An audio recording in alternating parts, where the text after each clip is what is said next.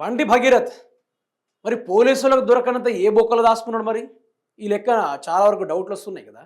మరి ఏ బొక్కలు దాచుకున్నాడని చాలామంది అడుగుతూ ఉన్నారు. నిన్న బక్కా జడ్సన్ ఆయన మొత్తం అగ్గి అగ్గి పుట్టించిండు. నిన్న ఒక్కొక్కరికి వణికిపోయిన ఎక్కడికక్కడిగా. అయితే బక్కా జడ్సన్ గారు ఏం చేశారంటే, నాకు కంప్లీట్గా ఇన్ఫర్మేషన్ వచ్చింది, ఇన్ఫర్మేషన్ వస్తే నేను బయటికి వస్తా, పోలీసు వాళ్ళు మీకు చేత కాదు వాడిని పట్టుకున్నాడు, వాడు ఎక్కడ ఉంటాడో మీకు చెప్తానని చెప్పి బక్కా జడ్సన్ గారు సీదా సీఎం నివాసానికే ఊరు పెట్టిండు, ఎసరు పెట్టిండు.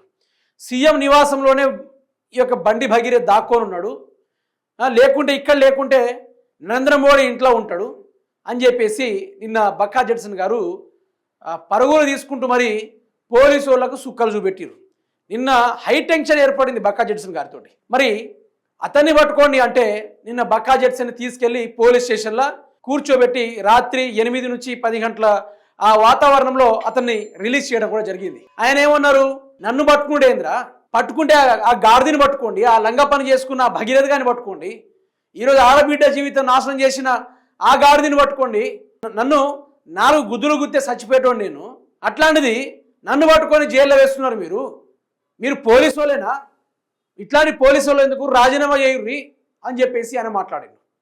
ఆయన ఈ విధంగా స్టంట్ క్రియేట్ చేస్తే అతను తీసుకెళ్ళి స్టేషన్లో కూర్చోబెట్టారు. సుమారుగా ఆయనను ఒక 4 గంటల నుంచి 5 గంటల వరకు అతన్ని పోలీస్ స్టేషన్లోనే ఇబ్బంది పెట్టే కార్యక్రమాలు చేసిరు. సాయంత్రానికి అతన్ని వదిలేసారు. ఎందుకు ఇదంతా? ఈ పోలీసు వాళ్ళ ఉత్సాహం రోడ్ల మీద ఎవరు? మీరు నిజంగా పోలీసు వాళ్ళ? నాకు డౌట్, మీరు పోలీసు వాళ్ళేనా? మీ చట్టాల్లో ఏముంది మీకేమైనా అర్థమవుతుందా? మీ పోలీస్ రూల్స్ అసలు పాటిస్తూ ఉన్నారా? పోక్సో కేసులో ఒకటి దొరికితే ఈరోజు ఒకరికి చేత కాకుండా ఇంకోటి రంగంలో రండి, ఈ టీం కాకుంటే ఆ టీం రావాలి, స్పెషల్ ఫోర్సులు దిగేసి వాడిని పట్టుకోవాలి. ఆడ దాక్కున్నాడు, పారిపోయినాడు, గుంజుకొచ్చి పల్ల ఒకటి వాడిని జైల్లో వేయక నగరాలు చేస్తున్నారు ఎందుకు అందరు కలిసి అని బక్కా జడ్సన్ గారు నిన్న మాట్లాడడం కూడా జరిగింది. నిజంగా పోలీసు వాళ్ళేనా మీరు? ఏ లెక్కన పోలీసు వాళ్ళు ఉన్నారు? ఎక్కడైనా అర్థమయ్యే వ్యవస్థ పరంగా పనిచేస్తూ ఉన్నారా? ఎక్కడైనా కూడా ఏ వ్యవహారంలో కూడా పనిచేయడం లేదు. ఎక్కడ కూడా వీళ్ళు పట్టుకునే ఇంత కార్యక్రమం కూడా చేస్తున్నారు.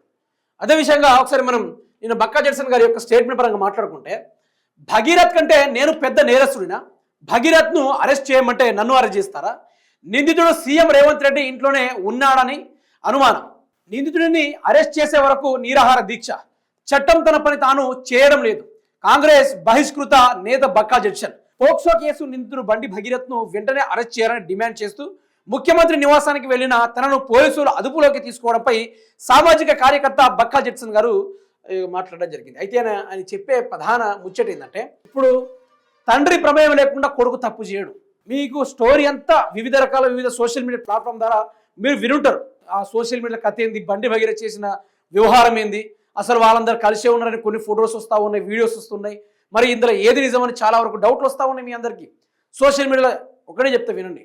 ఆ బాధిత కుటుంబీకులు ప్లస్ ఈ బండి భగీరథ్ గారు, ఈ బండి భగీరథ్ అంటే ఏంటో, ఒక అమ్మాయి కనబడితే ఛాలెంజ్ చేసి మరి ఆ అమ్మాయి లైఫ్ని నాశనం చేసేసి అమ్మాయిని శారీరకంగా వాడుకొని వీడు లాస్ట్కి మా నాన్న ఒప్పుకోవడం లేదని చెప్పి తప్పుకునే రకమట వీడు. ఆ విధంగా ఈ యొక్క అమ్మాయిని ఏదైతే ఇప్పుడు పోక్సో కేసు ఎఫ్ఐఆర్ ఫైల్ చేసిందో ఆ అమ్మాయిని వాళ్ళ ఫ్రెండ్స్ తోటి చెప్పాడట, నేను ఆ అమ్మాయిని పడేసి చూపెడతాని చెప్పేసి బండి భగీరథ్ వాళ్ళ ఫ్రెండ్స్ తోటి ఛాలెంజ్ చేస్తే మెల్లమెల్లగా ఆ అమ్మాయి ఎవరిని పట్టించుకునే రకం కాదట.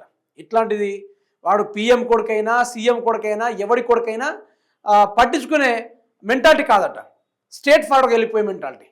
అయితే ఆ అమ్మాయిని గెలికి నేను ప్రేమిస్తున్నా, నిన్నే ప్రేమిస్తున్నా అని చెప్పేసి రకరకాలుగా మానసికంగా వేధించేటోడట. రోజు చాట్లతోటి ఫోన్లతోటి ఇబ్బంది పెట్టేటోడట. తర్వాత వాళ్ళ ఇంట్లోనే ఉండేటోడట. ఇక వాళ్ళ పేరెంట్స్ కూడా అనుకున్నారు ఫ్రెండ్ కావచ్చని అనుకున్నారట. అంతే. అమ్మాయిని కూడా బండి వెనకాల ఎక్కడ కూడా పంపలేదట, వాళ్ళు కూడా ఇష్టం వచ్చిన కాడ పంపలేదట.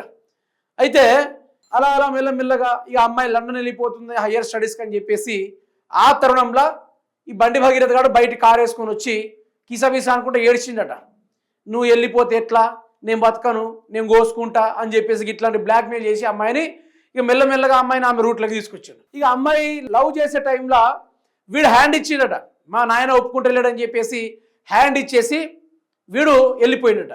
సరే, ఆ తల్లిదండ్రులు తర్వాత ఈ అమ్మాయి చేయి కోసుకోవడం, తర్వాత డిప్రెషన్లోకి వెళ్ళిపోవడం, ఆ తల్లిదండ్రులు అంతా ఈ ముచ్చట్ని మొత్తం తెలుసుకున్న తర్వాత అమ్మాయిని మార్చేసే ప్రయత్నం చేసి మార్చేసిరట. ఇక అమ్మాయి జీవితం అనుభవిస్తుంది.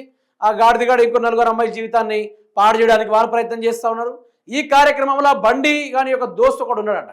ఆడేం చేసిండట, ఈ అమ్మాయి యొక్క ఫ్రెండ్స్ ఉంటారు కదా, ఈ అమ్మాయి ఫొటోస్ని సర్క్యులేట్ చేయడం మొదలుపెట్టాడట. సర్క్యులేట్ చేసి అమ్మాయి క్యారెక్టర్ మీద అసల్ట్ చేయడం, ఆమె గురించి రకరకాలుగా చెప్పడం, ఇదంతా అమ్మాయికి తెలిసి ఇక మళ్ళీ ఆ అమ్మ ఏడవడంతో అలా తల్లిదండ్రులు చెప్తే ఇట్లయితే కుదరదని చెప్పి లీగల్గా యాక్షన్ తీసుకోవాలని చెప్పేసి మొదలు బండి సంజయ్ దగ్గరలో ఉన్న ఆ గుండుగాని కలిసిరట. ఆ గుండుగానికి చెప్తే ఆ గుండుగాడు ఏం చేసిండు, బండి సంజయ్ దగ్గరికి తీసుకెళ్ళి మాట్లాడదామని చెప్తే బండి సంజయ్ అన్నాడట, బెదిరించిండట. ఫస్ట్ బెదిరించి ఆ కరీంనగర్లో కేసు ఫైల్ చేయించిండట వీళ్ళ మీదనే, హనీ ట్రాప్ జరిగింది, మా దగ్గర నుంచి డబ్బులు ఆశిస్తున్నారని చెప్పి ఆ కేసు పెట్టించినట్టు. అంటే మా అమ్మాయి జీవితాన్ని నాశనం చేసి మా మీదనే కేసు పెట్టి మమ్మల్నే బెదిరిస్తే ఎట్లా అని చెప్పేసి వాళ్ళ ఈగో హట్ అయింది.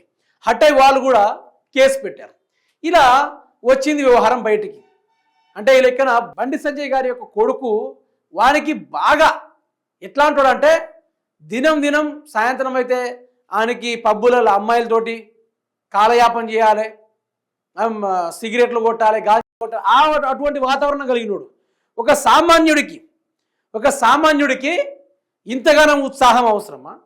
ఈ ఒక సామాన్యుడు, ఇప్పుడు సామాన్యుడే కదా, వాడు ముఖ్యమంత్రి లేకుంటే వాడు ఆ కౌన్సిలర్ వార్డు మెంబర్ కాదు కదా, ఒక సామాన్యుడు ఎవడైతే ఏందబ్బా పోక్సో కేసులా తీసుకెళ్ళి బొక్కలేయాల్సింది, పోయి సిట్ వేసిరు.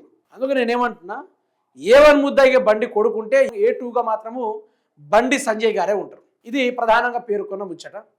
బక్కా జడ్సన్ గారు వాడు ఎక్కడో లేడు, సీఎం ఇంట్లోనే ఉన్నాడని చెప్పి నిన్న అగ్గి పుట్టించేసి నిన్న